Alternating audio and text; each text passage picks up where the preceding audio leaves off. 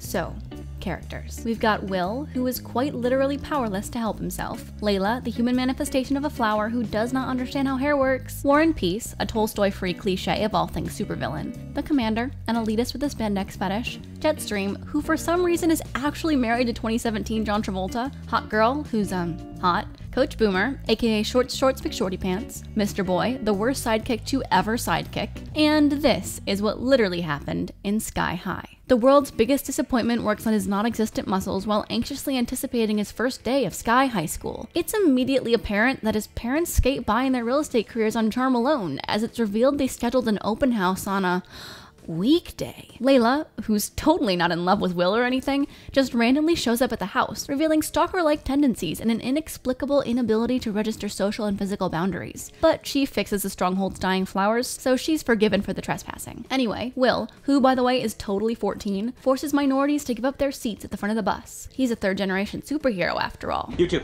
up. The seat behind Ron Wilson belongs to Will Stronghold. Will's first few moments on campus involve sexual assault, murder by ICE, identity theft, robbery, and of course, bullying. And that's all before entering the building. Instead of allowing the kids to choose their cliques based on socioeconomic status, looks, and proximity like students are wont to do, the school goes ahead and sorts them into two groups themselves. Power placement? Sounds fascist. Ignorant to, or at the very least unconcerned about, the rampant feelings of inadequacy that will likely follow being deemed the lesser. Shorts McShorty Pants blows the kids' minds before putting them all on the spot. With no room for performance anxiety, the students have to show off their abilities in front of their peers. Let's just say that most people are, less than impressive. Luckily for Will, lunch break comes right before his turn, letting him put off the embarrassment of being the world's biggest disappointment for the duration of a 30-minute mod. It is here that Layla reveals her true colors by lying to Will about a matter of war and peace. Get it? Opening him up to a potential clobbering by the son of a supervillain. Back in the gym, Will is abused before being categorized as a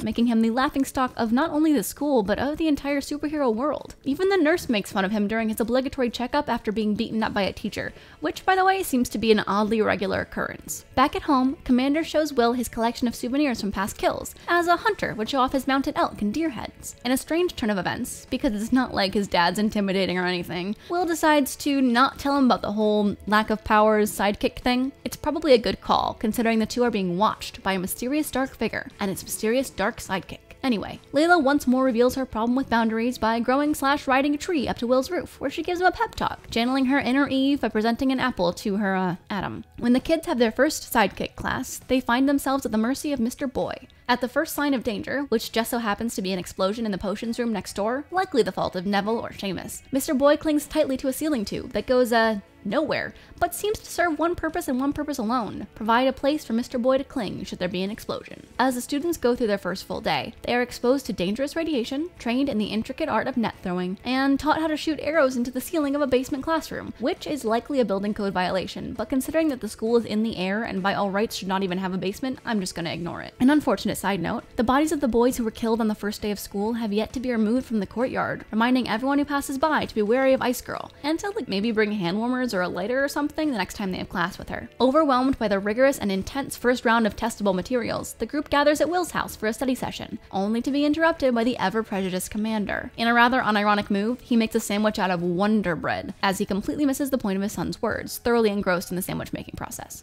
Commander and Mrs. Travolta contemplate tossing Will into a vat of toxic waste, but decide his life is probably maybe more important than powers. The next day of school, Will ends up in a little brawl with Warren, making a vat of toxic waste the least of his problems. Fortunately, Will's genes use this moment to reveal their particular mutation. He's super strong. Unfortunately, Command Dad's reaction to the news and a little demonstration of Will's skills are caught on tape by the anonymously evilly evil person.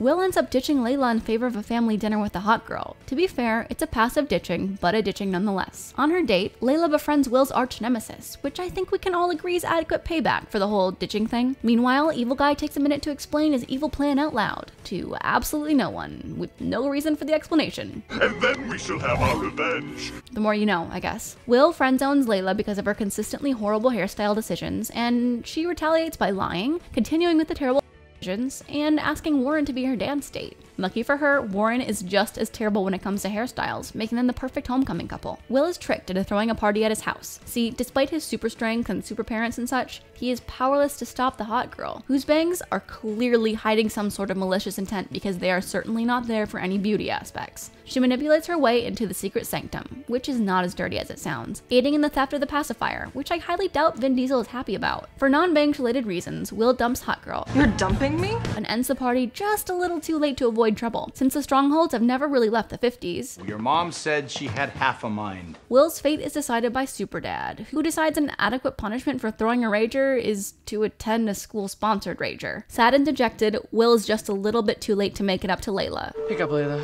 Pick up, pick up, pick up. But just in time for him and Warren to make peace. Get it? The dance starts off swimmingly, with Mr. Boy being bullied and Warren looking moderately better than his mid-2000s daily self. But poor Will is stuck at home with a totally unimportant random photo album that definitely won't have any purpose in the final battle or third act or anything. Oh, what's this? It turns out that the commander either has very poor vision or a very bad memory, because Hot Girl was in his graduating class and was a supervillain who he fought. Armed with this new knowledge, Will sets off to save the world/dance, where Hot Girl has just revealed her true identity to be Dun dun dun. Evil Mick Evilson, and also Patrick Warburton. Yes, I'm a girl, you idiot! In the cutest attack ever, all the adult heroes are turned into babies, leaving the sidekicks, Will, racist bus driver, and Warren to save the day. Luckily, everyone can agree that Will's a jerk, We get it. You've been a jerk. so the show can go on. Layla proves just how powerful she is. Wait, isn't it nature that's powerful? Not Layla? Whatever. The sidekicks kick some butt and try to rescue the ski lift babies from Hot Girl, who has a serious perversion of the Electra complex, mind you. Daddy's little girl. After some hints of bestiality, With those cute little legs. terrible television references, I'm not Wonder Woman, you know. and exposition in the first degree, The school is falling! the babies are restored to their adult selves, and the school manages to stay sky high. And that's what literally happened in Sky High.